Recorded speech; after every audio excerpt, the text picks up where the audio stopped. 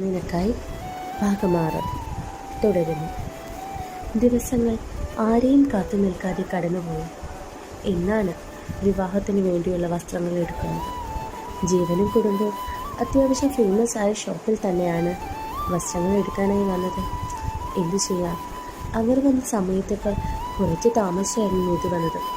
അതിനാൽ തന്നെ അവളെ കാത്ത് 10 നിമിഷത്തിനുള്ളിൽ തന്നെ സുചിത്ര തൻ്റെ ദേഷ്യം പ്രകടിപ്പിക്കാൻ തുടങ്ങി. ജീവൻ, എന്താ ഇത്? നമ്മൾ വന്നിട്ട് തന്നെ ഏതാണ്ട് ഹാഫ് ആൻ അവർ. എവിടെ അവൾ?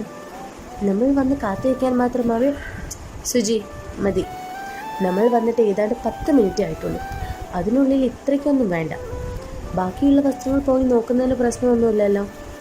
സുചിത്രയെ പറയാനുള്ളത് സമ്മതിക്കാതെ സായിദ് തുടർന്നു. സായിയുടെ ഞാൻ മതി. സായി സുചിത്രയെ എതിർക്കുന്ന ഓരോ നിമിഷവും അവർക്കുള്ളിൽ